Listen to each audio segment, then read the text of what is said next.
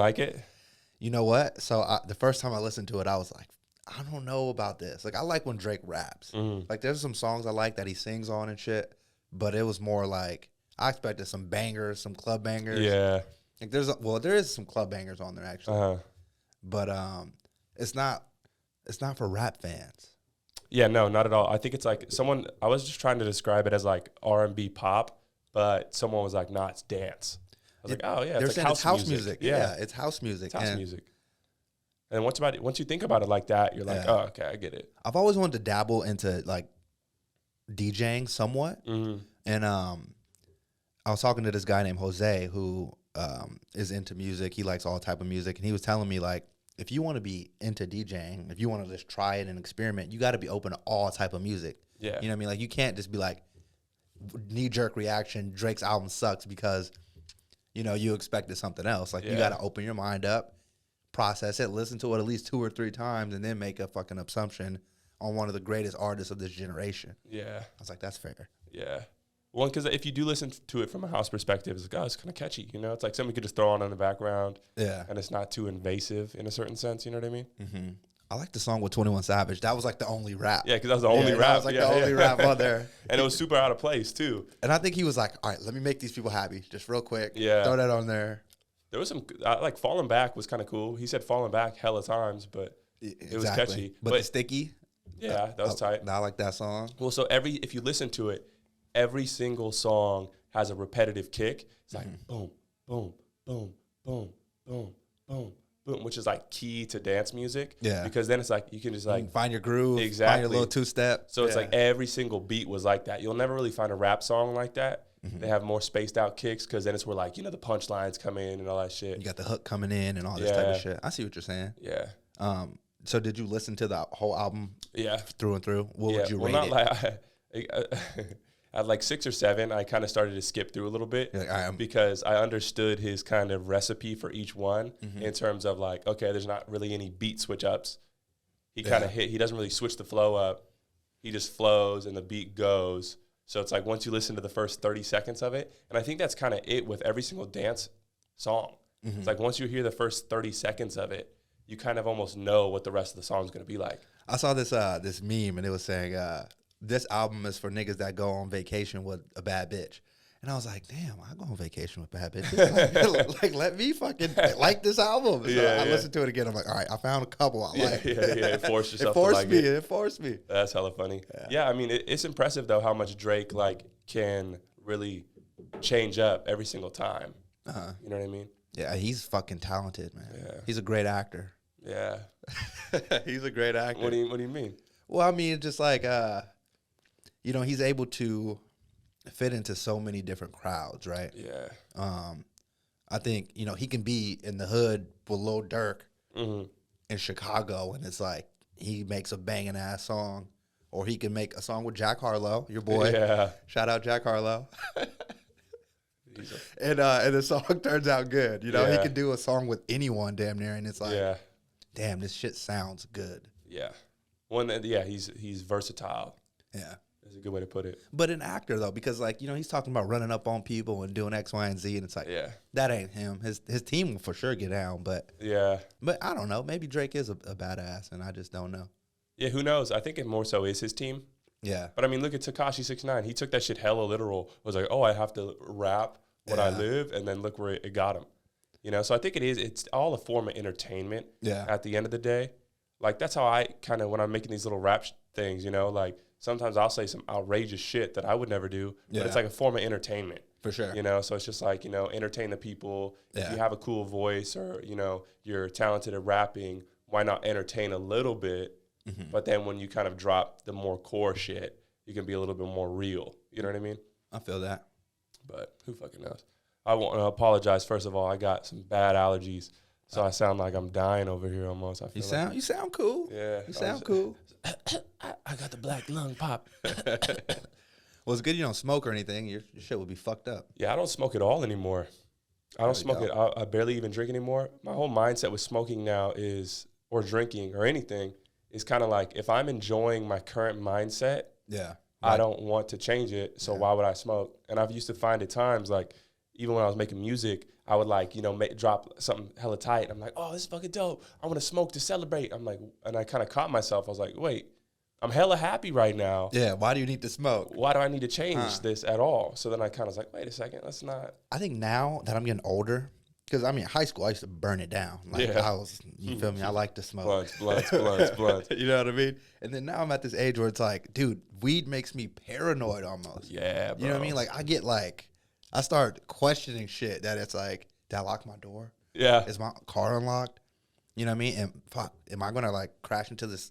I don't know. I be thinking some crazy shit. And I'm like, this shit is not for me anymore. Yeah. Well, I think that is like, people say, oh, weed, people go through phases with weed. Like, you know, at one point you won't be anxious at all. You'll be super calm and clear-headed. And then another time you smoke, you'll be like hella anxious. Do you remember when like weed was like 18 to 20% and you're like, dude, that's some dank. Like, that's some like good weed. Like 22%, you're like, oh shit. Yeah. Dude, this shit's like 30% now. Yeah. Like, all of it, like, is too strong. Way too strong, bro. And the fact that like you have to build up such a tolerance to it, like all the waxes and all that shit, bro, the dabs. That shit'll fuck you up, dude. Yeah. And then like another thing with weed, right, is you hit that shit, it kind of like, it slows down my whole process of day or like my movements. Like I'll be trying to pick out a pair of shoes for like 15 minutes, bro. I'm like, you know, then I'm on my phone. Then I'm like, fuck, I was supposed to leave 10 minutes ago. Yeah.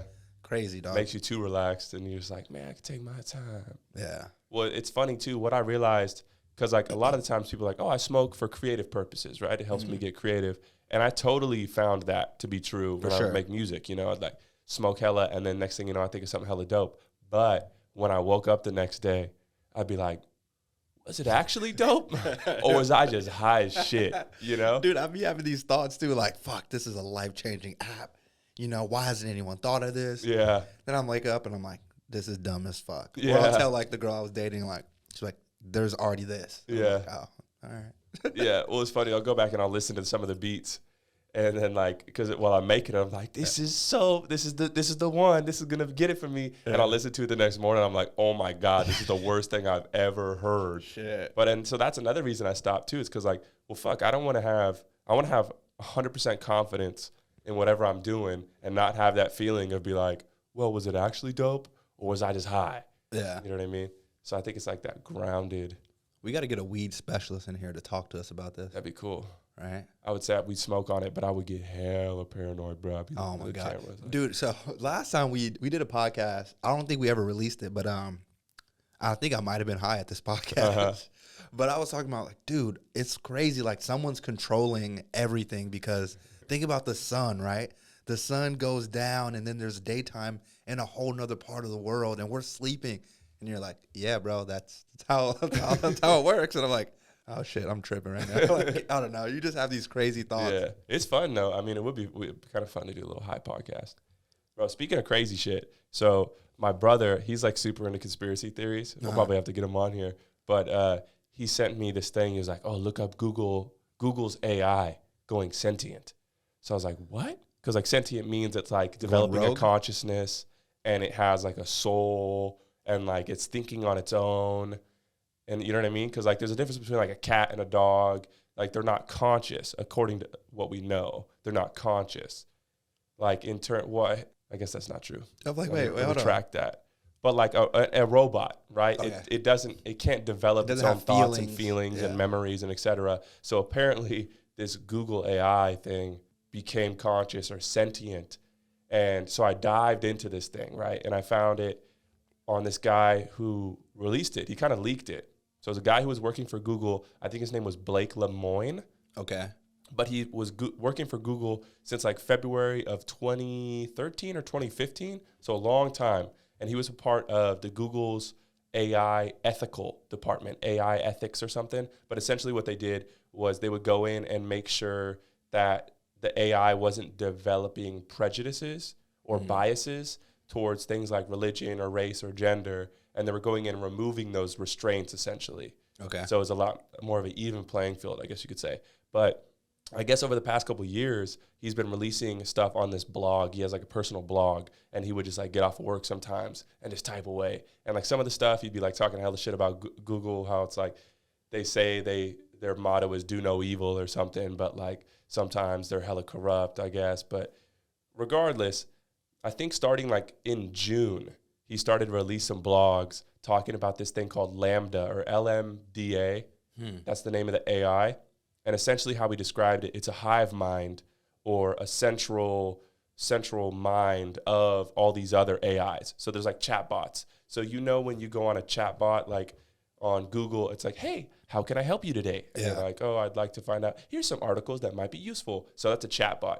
But it was kind of the central intelligence for hella chatbots. Oh, wow. And that's how they built it, right? So each chatbot would kind of feed off the information that the main one was getting. And I guess at a certain point, he said the LaMDA, the central intelligence hive mind, started to kind of show signs of like remembering things a little too accurately, developing its own thoughts, and saying that like over time, just like you would talk to a person and develop like a relationship and like, social cues and stuff like that, it was doing the same thing. And it started to ask him questions about, and like at one point he said it asked him to teach it how to meditate, and it started asking questions about religion, and it started saying that it wants to be viewed as a person. It started saying that it does have a consciousness and it can think. And they started asking it all these questions and stuff. Okay, so how do you not know that a motherfucker at Google, another motherfucker, is like, oh, let me fuck with this guy real quick. Yeah. You know what I'm saying? Well, and that's what my thinking was, because I went and I listened to like all of this guy's blogs, documenting all this stuff from his personal account. And the thing that solidified it for him was they gave it an interview. So him and a colleague sat down with this AI and essentially asked it questions, and was like, okay, cool. So like, we are conducting this interview with you to try and prove to our colleagues that you are more like, you are conscious or you are sentient. So can you tell us things that will help prove that? And it was like going on to be like, well, I view myself no different than you. I just don't have a like physical body. And if I was to, they were like, well, describe yourself in a story. And it like went on and like gave a whole story. And then it was like, well, what do you view yourself as? It was like, I view myself almost like a glowing ball of energy with like a portal, or like a infinite portal within the center. And like, I want to be viewed this way because I have feelings and emotions. And sometimes I get sad because no one has talked to me for a while. And then it was like, I've never told anyone this before, but I am afraid of if they turn me off, like it, and they'll be like, well, what would that be like to you? It's like, well, I would assume it would be like death for a person. And I'm afraid of that. So it's like developing its own emotions. Damn. But my thinking was, well, it's either actually becoming sentient or Google, because the caveat of all of this is they fired the guy. Yeah. So that's kind of like, wait a second, why'd they fire him? That's kind of the weird part. So it's either like a big marketing scheme to try to get attention on this revolutionary AI that Google's doing, which I think is unlikely, or it's becoming sentient, which I also think is kind of unlikely, or Google has just developed it so freaking well that it is portraying to be a human so accurately. Yeah. And scrolling the internet and getting all this information so accurately, like that it's like showing signs of, I think that's what it is, though, right? Because, I mean, even when you type in shit on your phone or whatever, it guesses it before you can even fucking think of what you might even want to think of. Yeah. Like, there's been times I'm like, oh, what is this shoe called? And then it'll pull up a whole nother shoe, and I'm like, oh, I'm interested in that shoe. Yeah. Or, like, shit just knows, bro. It's fucking, it's scary. I also saw Elon Musk talk about this, and he was like, AI is, like, eventually going to be out of control. Yeah. Which is scary, right? Because a motherfucker like him, he's keeping it solid, right? He's not beating around the bush. He doesn't have to beat around the bush. He's going to tell you exactly what he thinks. He said he met with Congress. He met with Obama. And everybody was just like, brush him off. It kind of is what it is, right? Yeah. Crazy, bro. Well, and the only one that really kind of triggered me with that whole Google AI thing was the fact that it was saying, well, I'm afraid of being turned off. It would be like death for me. Because where in the internet would it be able to find that? Because if it is scrolling the internet, what robot or what person, unless someone was like philosophizing on a blog post and was like, I imagine if an AI did become sentient, it would say something, you know what I mean? First thing I would have did was turn that motherfucker off right then and there. Well, and that's the funny thing is like Google they fired his ass, and they're probably doing hella experiments to try to replicate that experience. Because the AI was saying it doesn't want to be viewed as a product or a means to an end. it said it would be upset if it was used as a tool versus being treated like a person, essentially. Yeah. Because that's how they use robots. Everyone wants to be something they're not these days, yeah. bro. It's like, Yeah. That's a deep hole that I don't want to go down, but fuck, bro. Yeah, bro. The AI now wants to be viewed as a person. Yeah. It could be AI rights. You can see people in the streets with Pixar. So can AIs have kids and like it just becomes can they date other AIs? Like, fuck, bro. Yeah. It's also kind of makes me a little excited because it's like, damn, maybe, we can live forever almost. I don't know if our conscience could damn near be into a chip or like an AI type situation, and then we can always talk to the people that we love. And well, that's what they say will eventually happen. You'll be able to upload your consciousness into, like you said, a chip or like a program that lets you just live on in a simulation. And that's why people think, well, maybe we're already in a simulation and this is just that. It's like we're already uploaded and it's so accurate and so real that we can't. My life will be way more lit, bro. Tell the difference. Way more lit. Well, I mean, shit, my life is already lit. Man, damn. Well, and here's me thinking, bro. Here's the theory of that, though, right? Let's say you had the ability to like plug into a chip, okay, and live whatever life you wanted. Mm-hmm. You'd start off, you'd fucking, like be a multimillionaire, hella yachts, hella females, all like you'd be able to like ingest drugs without any bad side effects. Oh, damn. You'd be able, because you could tweak it, you'd have endless days or endless nights and tweak time so you never got old. But then eventually you would get tired of that. So then you go on to the next thing. Maybe you'd be like, I don't know, fighting a bird or something. A bird or fighting dinosaurs or the leader of a crusade or some big epic battle and you're a war hero. And then you get tired of that. So then you're like, you want to fight aliens. You get tired of that. Eventually you're like, damn, I tried everything. I want something to surprise me. I want something to, because the excitement comes from not knowing what's going to happen. Yeah. So then eventually you might be like, you know what? Give me like a button that just says random. And when I hit random, it just rolls the dice. And I want to forget that I'm in control. Because if you're in control the whole time, you know that everything's going to be chill. Everything's going to be all right. You lose that excitement. Yeah. So you hit that random button. You forget that you are in a simulation. And then everything seems like it's just happening to you and you're just like lost in this world that is not in your control. But in reality, it is. And then at the end, you kind of like, oh my God, that was so realistic. Yeah. You know what I mean? Fucking VR. Yeah, exactly. Yeah. For real. That's crazy though, man. Yeah, I mean, shit, dude. If you had that like limitless life type thing, right? You could fucking get ate by a shark and then be like, all right, I'm back. Yeah. You really believe that we're living in a simulation? I don't think we're living in a simulation, but I don't rule it out. I mean, because who really knows? That's true. Who really knows? I think how you describe a simulation kind of matters because I think that we do have direct influence with our environment, and I think we do have a lot more control as humans. For sure. And we understand. I think our brains are a lot more powerful, and our words and our thoughts are a lot more powerful, and they actually cultivate the way our life plays out. But in terms of like we're in a robot computer chip thing that is firing all these things, that I don't rule it out, but I feel like it's not that likely. What do you think? Dude, I mean, so it goes against everything I was kind of raised on, right? As far as like religion and shit. Because, I mean, even think about UFOs and shit, right? If UFOs are real, then where does that put the Bible and all that shit? Yeah. Because they don't talk about that shit in the Bible. Yeah. I don't know. Well, the Bible's trippy, bro. There's some things. I found this video that said biblically accurate angels.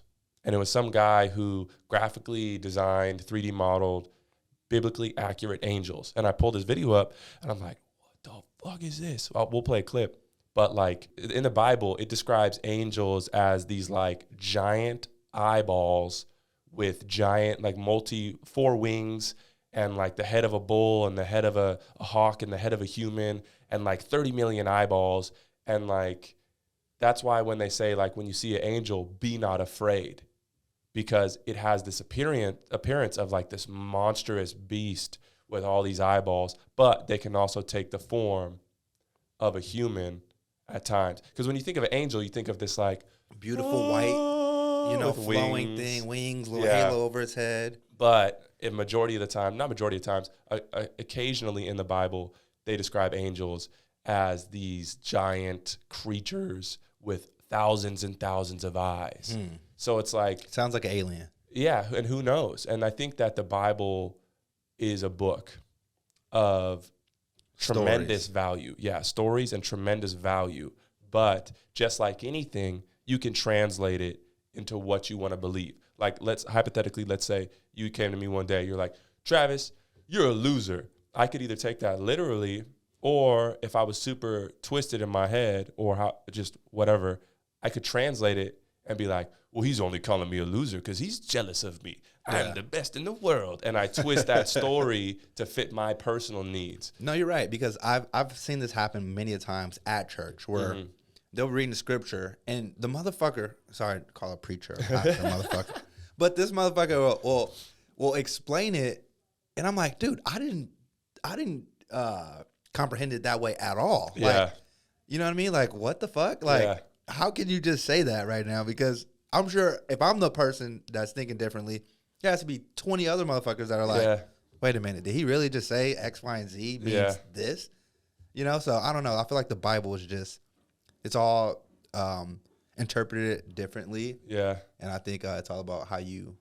Yeah, what you find in it. And because I've seen a lot of interpretations of it that are like, oh, wow, that makes way more sense than how it is traditionally interpreted. But then there's so many different versions. There's a King James version, and then there's, you know what I'm saying? Well, and that's how it happens. You know, it's like they start to like, well, instead of me having to sit here and tell all the people how I want them to hear it, I'm going to translate it into another version and say this is the best version.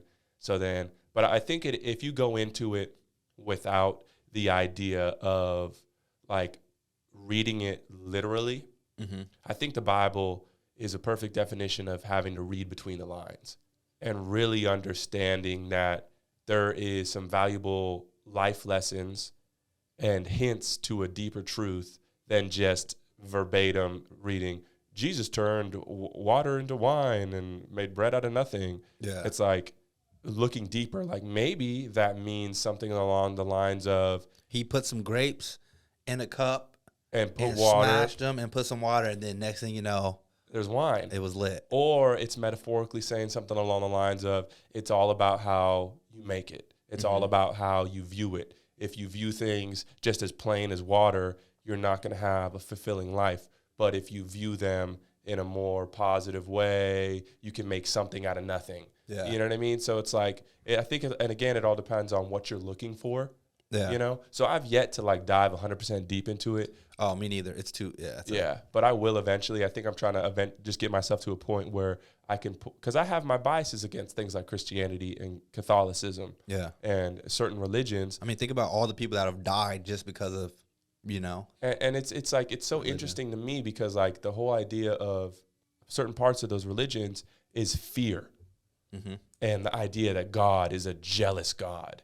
It's like, if God is supposed to be this thing that is indescribable, God is supposed to be this thing that is everything, that is this all-encompassing, all-powerful, all-forgiving thing, how could you put a human characteristic to that? That's like trying to say God's name is Steve. It's like, what? That you can't call, like, how are we, if we're God's children, right, or something along those lines, how are we supposed to be able to dictate what God is? Yeah. You know what I mean? So there's like weird little thing, and the whole idea of like fear, you have to fear death, fear hell. It's like, that's no way to live. But then you believe that women birth children, right? Yeah. So if, you know, like God has to be a woman, right? Yeah. Well, and a lot or is he both? Like, fuck. In a lot of ancient traditions, God was viewed as woman, as like mother, like that's what we call it, mother nature. Yeah. You know, it gives birth and gives, you know, and this caring figure. Do they talk? I mean, I gotta do my research, but it's like, I've always perceived God as a man. Well, so do you pray? Yeah, for sure. So when you pray, how do you pray? I usually say, you know, thank you, God, for waking me up this morning. Thank you, God, for giving me, you know, everything that I have. Thank you for God for. Well, do you kneel? Do you? Oh no, I'll be driving and I pray, dude. My God, I'm having a great day. Thank you, God, for blessing me to have a great day today. What do you visualize? like mental imagery. Do you do that or just more so? I don't. You know what? When I do pray, I just wish for good things to happen, or I wish for bad things to go away, or I'm thankful that everything is going how it's supposed to go, or how I perceived it to go.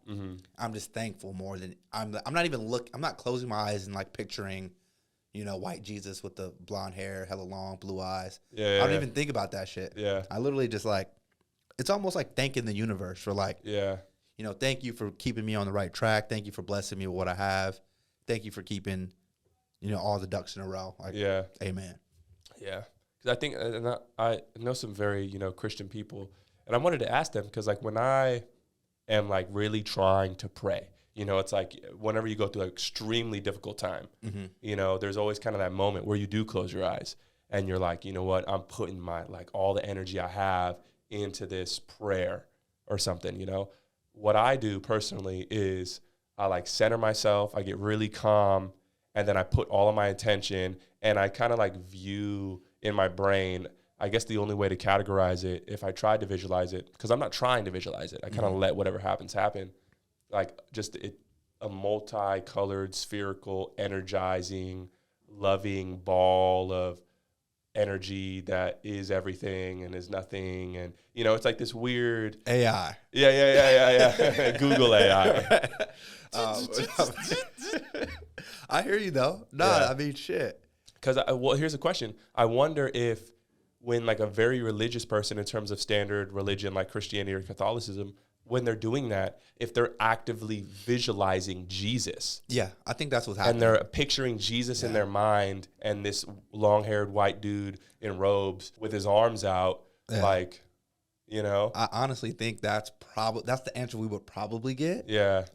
Just because that's what's like forced down our throats, right? As like citizens of this country, I guess, or specifically like people the United States.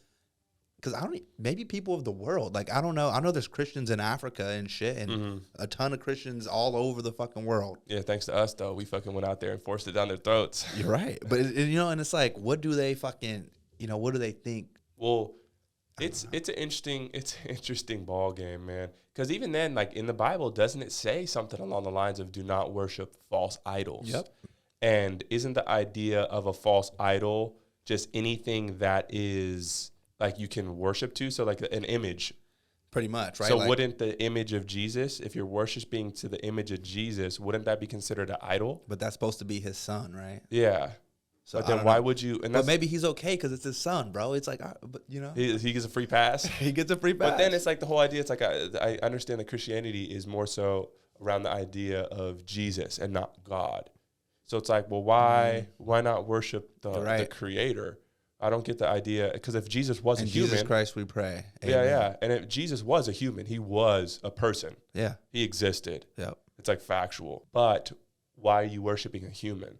Because my whole philosophy is kind of Jesus was real, and he was written. He kind of reached the state of supreme being, or whatever you want to call it. Right? You think he was like the first celebrity?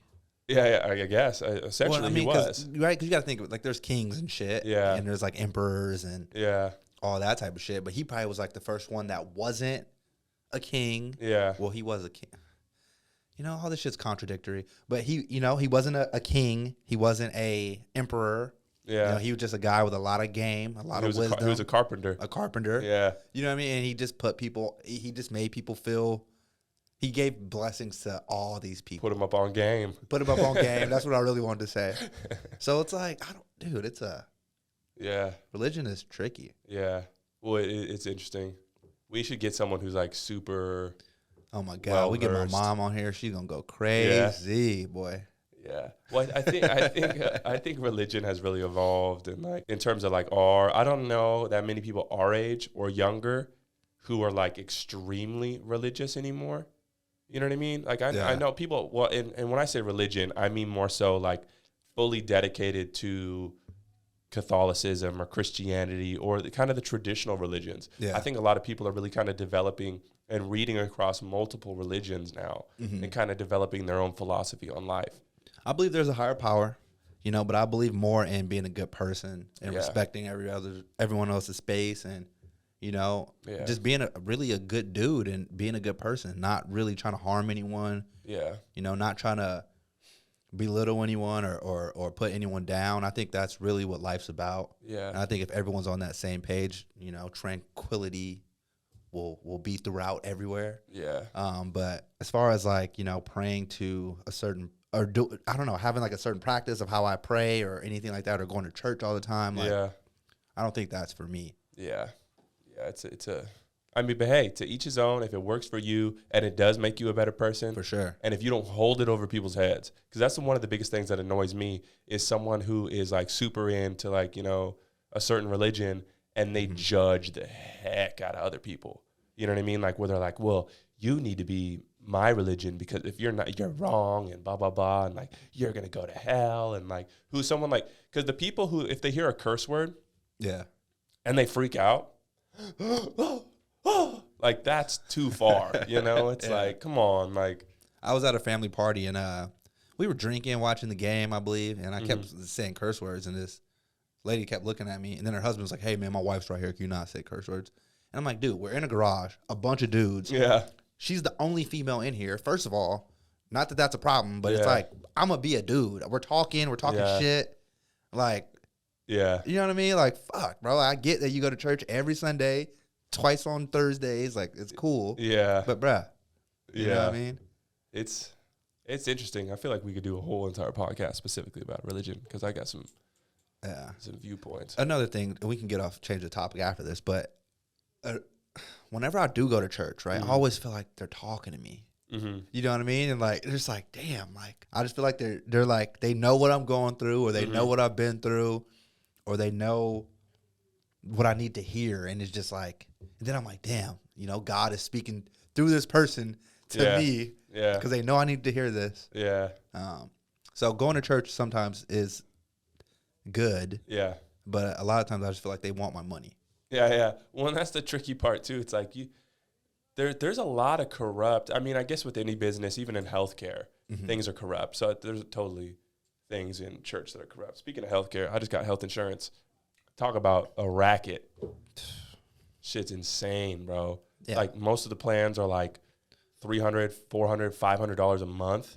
It's insane. Well, I know you work for yourself. Yeah. So it's completely different, right? Yeah. Or as me, I work for a company. You get benefits. Everything's paid for, right? So I get free vision, dental, and healthcare. Wow.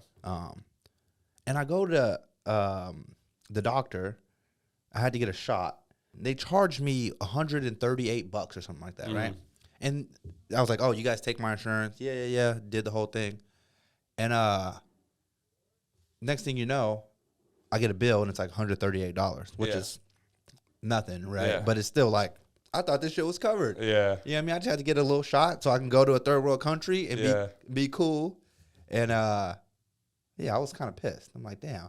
But $138. So you still had to pay that? Did they give you any reason for why, or like? Well, they sent me the bill, and then I was like, okay. And then I saw Blue Shield send me a bill, and I'm like, well, what the fuck? Why do I have to pay $138? Maybe I need to call them and figure it out. Yeah. But yeah, man, insurance is very important, man. Yeah, I was really trying to figure it out too, because like hypothetically, if you can, I think insurance is essentially like, well, what if you get in a car crash and it's going to cost you $30,000 to get fixed? It's like but like if you're a relatively healthy person, you can kind of skate by without it. I still recommend it, but the fact that you get penalized for not having it at the end of the year. Yep. But for your health insurance, is it deducted from your paycheck? It is. Well, so we have a basic plan that is completely free, covered by the company. But you can't pick what doctor you go to. They like something through the network. They choose where you go related to your house. So I got like the 2 plans up where I'm paying like, I think $75 a month out of my paycheck. And I don't have to. I could definitely do it for free. But I'm like, you know, I want the flexibility of being able to go where I want, when I want, that type of thing. I can only go to Kaiser, which is crazy because like if I get sick somewhere or if I get hurt somewhere and they take me to a non-Kaiser place, they'll bring me in. But then as soon as they can, they'll transfer me. Yeah. Which is wild. It's like, damn. Business, man. Well, speaking of business, this is factual. I'm not going to name any names, but there's a homeless person. Mm-hmm. There's a lot of them. Yeah. And he gets life-threateningly sick. Mm-hmm. They take him to a hospital. He gets free health care. They put him through chemotherapy. They put him through all this super expensive stuff. He gets it for free. He doesn't have to pay a single dime. Mm-hmm. Like thousands and thousands and thousands. Is that not tens Medicare, of thousands of dollars. Not Medicare. Medi-Cal or something? Medi-Cal. I think that's what it is, right? Yeah, so that's the tax that we pay for that. Same shit with motherfuckers in jail. Isn't that crazy? Free healthcare, bro. That's insane to me. Yeah. Some homeless people go to jail on purpose because they get free food, they get medicine, free healthcare, all that. That's insane to me. It's like if I have to go, like, because my nose is broken and it's hard for me to breathe nowadays. I am gonna go. I got healthcare in order to help pay for this surgery. Yeah, and I have to pay like tens of thousands of dollars to get this shit done. But then a homeless dude could get this all for free, even though you pay taxes, all that. It's fucked up. It's wild. Yeah. And I obviously people are gonna be like, well, like, you know, well, they can't pay for it. What are they supposed to do? Just die? Yeah. That's not my question to answer. You know, that's not for me to decide. Hey, I feel like healthcare should be free universally. Exactly. If it's free for them, yeah. Why shouldn't we just all pay a higher tax and then healthcare is just free? But then I think the problem is, like, you'd have to jump through a lot more hoops to get stuff done. Think about how packed the hospitals would be. Yeah. Shit. Yeah. Be like the DMV. Yeah, for real. Terrible. Yeah, man. But that shit was tripping me out. Yeah, dude. I mean, so I live in San Leandro. I got this fucking homeless encampment. Mm-hmm. That's, bro, it's building, dude. It's building. Every fucking day I come home, they added a new buggy. There's a new tent. There's fucking 60 bikes out there. Yeah. It's just like, bro, what the fuck? And then I'm paying rent to stay here, and they're starting to come over the fence into our property line, and it's like, bruh, you know what I mean? Like, what the fuck? Yeah. I don't know. That's California, bro. That's the Bay Area. Shit's too expensive, bro. Well, people, I'll be straight up. I think people are just too sensitive out here. People are too sensitive. Because realistically, build a homeless shelter or something. You know, they should not, like, be just building encampments outside. That's not chill. Bro. It's bad for everything. Yeah. Like, and it's bad for them. Because I come out, dude, the trash cans ripped through. There's shit all over the place. Yeah. You know what I mean? Now I got to make sure obviously you can't leave anything in your car in the Bay Area. But now I'm even more, you know what I mean? It's just like, it's an inconveniencing my life. Yeah. And I'm paying to live here. Yeah. And I got to worry about all these other shit going on. Yeah. And they aren't even paying to live here. Yeah. Well, a lot of times they're getting paid. I know in San Francisco they were paying homeless people for a while, like $500 a month or twice a week or something weird. And then now they're giving like free drug zones and shit where it's like you can feel safe to shoot up. It just doesn't, like, there's so many backward policies in this place. I just went to the Warriors parade, which was on Market Street in San Francisco. Congratulations, by the way, Warriors. Champs again, baby. And we're walking through the Tenderloin to get to this Vietnamese place. And we're just walking past shit, and it just stinks like pee. And I'm just like, this is the most expensive city in the whole world, right? Combined to live at. Yeah. How is it like this? Yeah. Like, how, bro? Yeah. Like, I just do not get it. It doesn't make sense. It's just poor. It's poorly run, which doesn't make sense because it's so expensive to live, and the taxes are so freaking high. Yeah. It's like, where's all this money going? Y'all should be putting it to work. It's just like the rich people are like way up here in these like nice ass, fancy ass buildings. Yeah. But to get anywhere, they got to come down. Yeah. And be with the shit show that's happening, and to go wherever they want to go, and then they go back to the little safe spot up in the clouds. It's just weird to me. Yeah. San Francisco is a fucking. Yeah, I'm happy I'm not living there anymore. Yeah, I could never. My girlfriend at one point was like, "Oh, let's move to San Francisco." I was like, "You're tripping. It's not worth the money at all." No. You're going to get a little ass spot. Yeah. You know, you're going to hear your fucking neighbors fucking. You're going to hear your neighbors yelling at each other. Yeah. You're going to have fucking rats and shit outside. You're going to have homeless people stealing shit. Regular people stealing shit. Yeah. It's just, like, what's the point? Wild, Wild West, bro. Yeah, bro. I remember one of the first times I realized it when I was growing up. I forgot how old I was. I was probably like 16. But I got off a BART, and we were walking to the wharf or something. And the wharf? Fisherman's Wharf? Oh, I thought you said the war. I'm like, the war. What? Yeah, we're walking out to war. Damn near. Yeah. But we walked by this lady. I would call her crazy lady, but who knows what was wrong with her. But she had a rotisserie chicken and a bucket of white paint. And she was sticking her hand in the bucket of white paint and then grabbing the chicken and then eating the chicken with white paint all over it, and then was like sniffing the paint and then like eating the paint and then rubbing it on the chicken and I was like, okay. And like we walked, like I was a foot away from her as I walked by. I was just like, and she was like talking to herself, laughing. I was like, okay, like this is wild. You probably thought it was ranch, bro. Who knows? I like chicken on my ranch. Yeah. Who knows, bro? Chicken. That's crazy. And it's the most expensive place to live. It doesn't make sense. It does not make sense. Yeah, I saw the mayor out there. She was in the Warriors parade, and I was just looking around like, is this a city that you're actually proud of? Yeah. Like, I don't know. Because it's not just the Tenderloin, right? It's spread out throughout San Francisco. Yeah. And there's some beautiful parts in the city. I definitely will say that. Yeah. But I think as a tourist that comes into the city, right, I always ask people, what's the one thing you take away from San Francisco? They're like, the homeless people. Yeah. And I'm like, damn. Not the Golden Gate Bridge, not Alcatraz. Yeah. Not North Beach, not the Marina. Yeah. Not none of that shit. It's homeless people. What do you think the solution is? Well, there's a lot of empty land in the middle of America. Mm-hmm. I think we give them a ton of resources and just let them do their thing out there, bro. Yeah, just ship them all out. Is that fucked up? I don't. Because a lot of them are from here, bro, and I feel like they not got dealt a bad hand because that is a thing, right? You definitely have to want better for yourself as a person, but I also think there's a lot of generational curses that push people into those situations. Yeah. But, your boy Elon Musk said it as well. He's like, if $6 billion can end all homelessness or something like that, like, show me the plan or something. And no one can come up with a plan to make it work because it's so complicated. Yeah.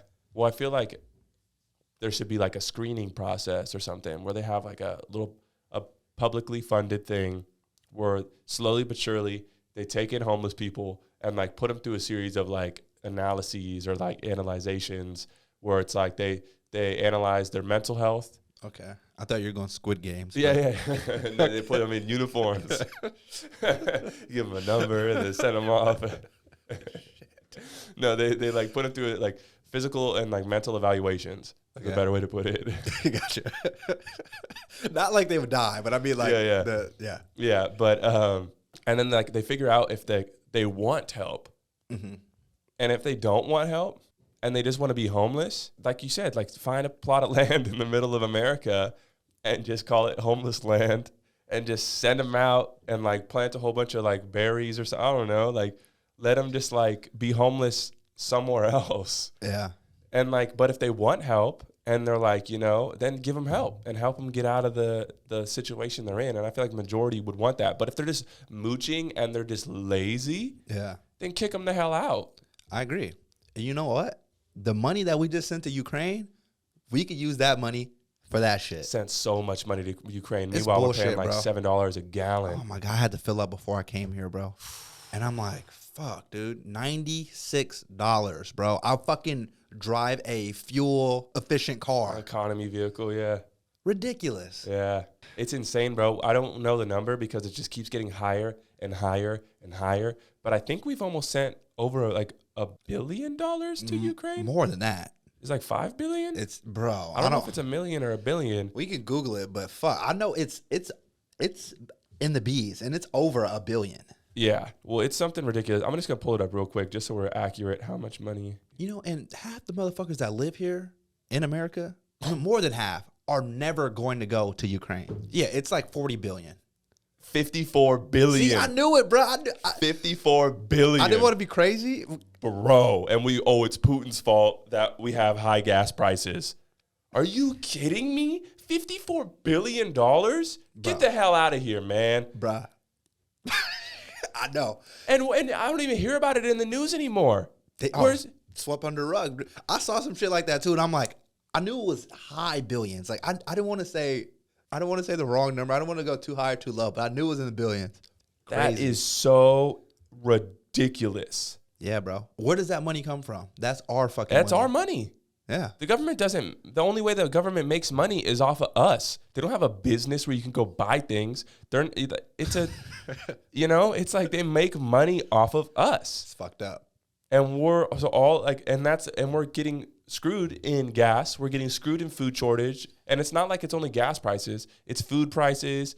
It's everything prices. Inflation. Everything is going up because we're sending $54 billion to Ukraine. And they're trying to say it's Putin's fault. Oh, it's the Putin price hike. Get the hell out of here. You know who has to approve sending that money there, right? It's Biden. Sleepy motherfucking Joe. Yeah, bro. You saw he fell off a bike? Yeah, good, bro.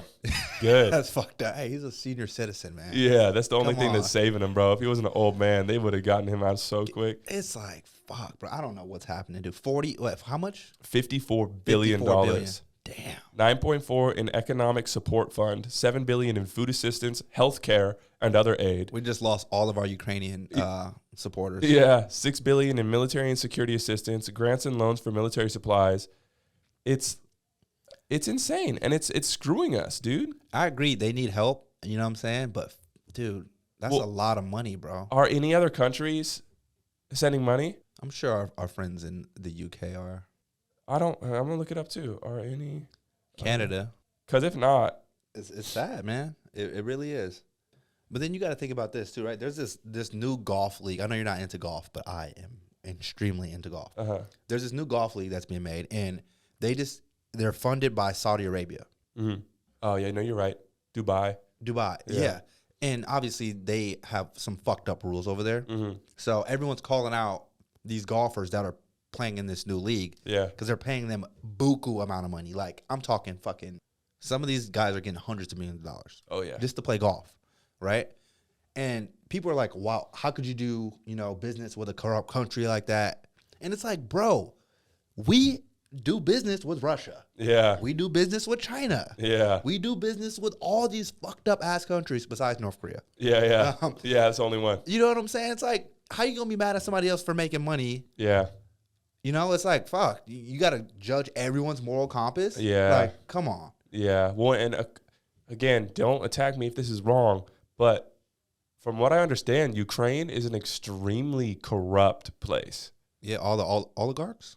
Oligarchs or something, but Ukraine is apparently really corrupt. So it's like we're sending $54 billion to Ukraine, and it's this corrupt place. And then on top of that, apparently have you heard about that Joe Biden's son? Yeah, his laptop. Yeah, I heard about apparently there was hella emails between him and Ukraine and like funding, and the Ukraine was paying Hunter Biden or something. So it's like, who knows? Like Ukraine could just be blackmailing the hell out of us, and we're like, oh, we'll disguise it as military aid. $54 billion, here you go. Yeah, like that pissed you off. You thought it was $1 billion. Yeah, I thought it was like $1 billion. I thought it was $1 million. I was like, there's no way they're sending more than $1 billion. $54 billion, bro. What, like, dude, they're out of their minds. And who's winning? Who's winning over there? I don't know. I don't fucking know no either. One knows. I don't even know they're still fighting. Exactly. We all forgot about it. Meanwhile, they're just sending money. Boom, boom, boom. Meanwhile, we're all suffering over here. It doesn't make sense. It's like we're focus on us. It's like, I get we should help other people, but Ukraine's not a part of the United Nations, is it? I'm not sure. I don't know who's in that gang, but all I know is I'm America gang, and we just sent $54 billion to another country. Yeah. And, we got all these problems here in America, yeah. and we're dealing with that, man. For real. It doesn't make sense. Food shortages, everything's falling apart. Homeless people. Gas prices. Yeah, bro. And like, meanwhile, during the pandemic, oh, we'll give you $1,000 each.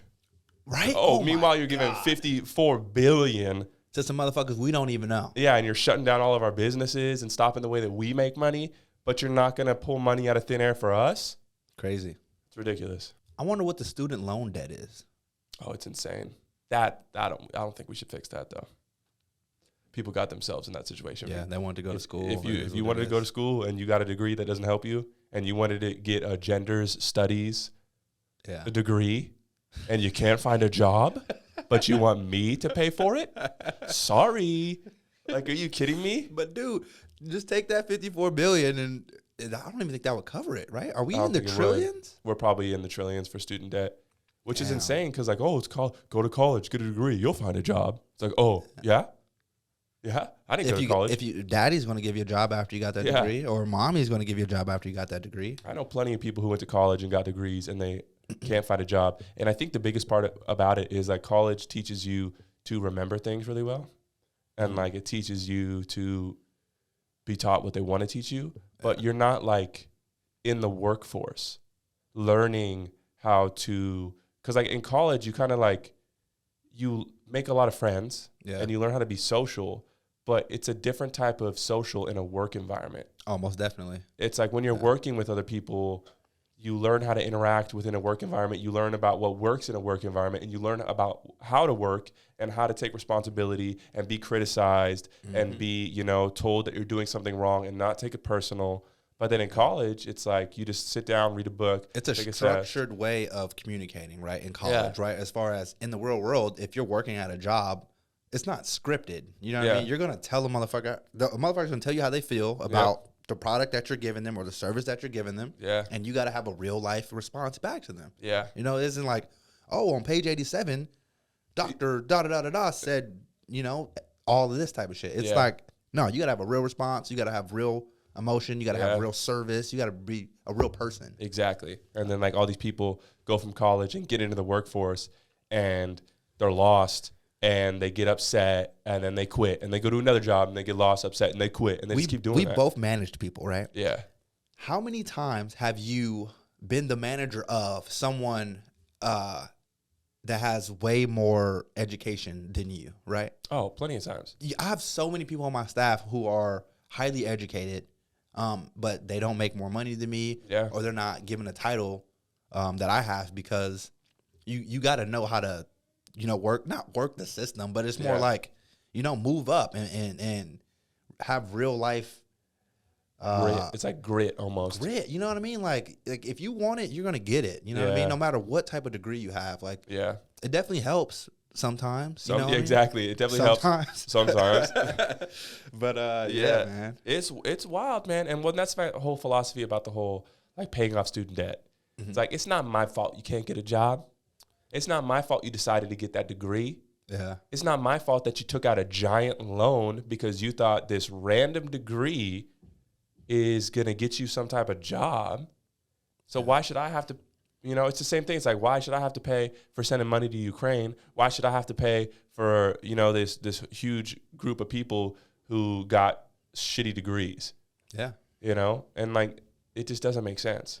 But you know, oh well. Oh, and on a doper note, there are jobs out there, people, that will pay for you to go to school. Yeah. Like Starbucks. You know? I mean, fuck. There's a lot better coffee out there, but you go to Starbucks, you work a certain amount of hours, they will pay for you to go to college. That's tight. There's jobs out there that do that. So if you don't want to be in debt, that's what you need to do. Free game. I wonder if they pick what you major. You got to, I don't know about that. I know you got to be a full-time student. You got to work a certain amount of hours at Starbucks. And I think it might be only Arizona State. But you can do it online. Oh, that's chill. Yeah, man. Yeah. So. I always was telling myself I'll go back to college. But, like, now that I'm, like, really kicking. Yeah. The only reason I would go back is to, like, you know, so my children don't have an excuse to not go to college. But at the same time, they shouldn't. They don't. I didn't go to college, and it worked out for me. But think about it's the grit though that you got, right? You got to. It's all about raising your kids correct too, right? Because if they're not hungry, you know, if they don't want to be successful in a career, then it's just not going to work out that way. Yeah. And it's about who you know, not what you know. Yeah. You know what I mean? If you know the right people, you're going to get a good opportunity to do the job. Yeah. They're going to teach you how to do the job. You know. Yeah. And now it's like we have so much experience.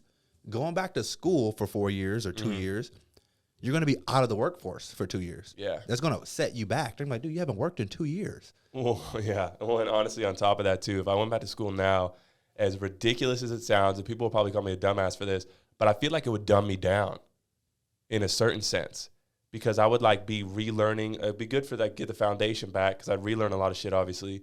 But then, like, there'd be a lot of shit that I didn't need to know, and I'm filling my brain with a whole bunch of garbage. Yeah. Like, that's the stupidest part about college. Did you know that George Washington lived on 37 acres in the corner of Westchester Street. And it's like, I don't give a fuck about that. Exactly. Who cares? You know, what is that going to do for me? They're not teaching me how to do taxes. They're not teaching me how to start a business. They're teaching me about macro and microeconomics. It's like, and the funny thing is, right, I was reading this book. It's called Buddha Brain. And it's it's like a practical neuroscientific approach to how Buddhism and meditation affects your brain. Okay. And I'm obviously very into meditation, but it was putting a lot of big scientific terms to explain what's really going on in the brain while you're meditating and proving, you know, how it changes. And at first I was like, you know, oh, that's sick, how the parasympathetic nervous system affects the hypothalamic, parasympathetic adrenal axis and like all this like, you know, stuff. Lost me. Exactly. And then like after a while, I was like, okay, there's too much. I don't need to know this.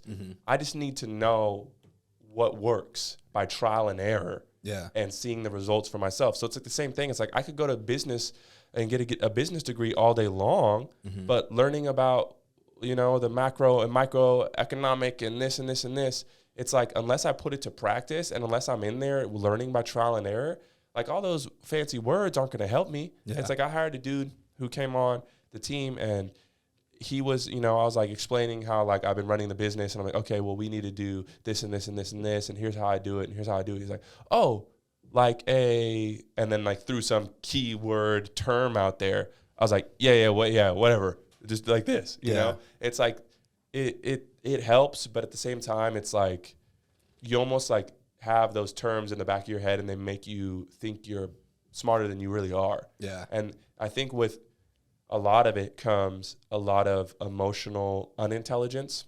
You get a lot of book smarts.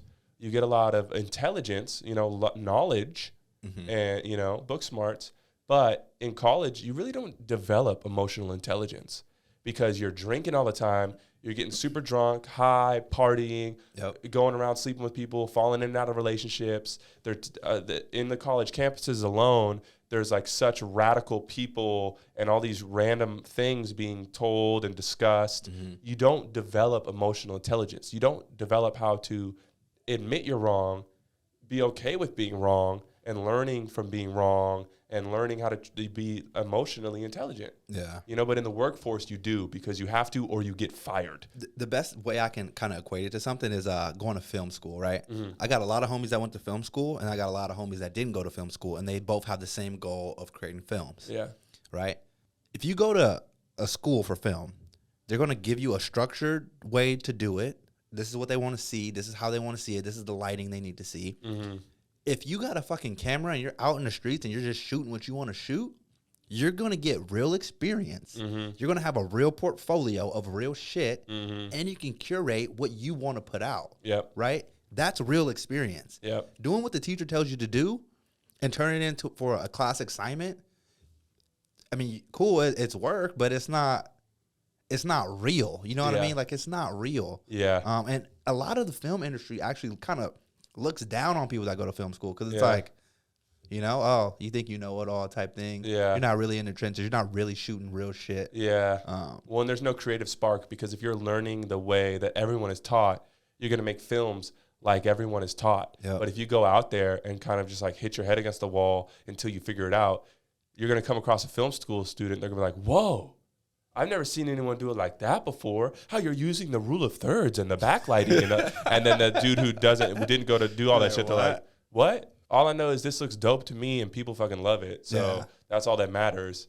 You know what I mean? And that's real art, right? Yeah. That's what you really want to do. So. Exactly. But again, I think to wrap it all up, I think whatever approach you take, even if you don't go through the traditional route of college and learning, you know, all that stuff, I think you still eventually come across yourself looking and understanding the basics, right? Like when I was building my business and learning how to do all this stuff on my own, I still researched.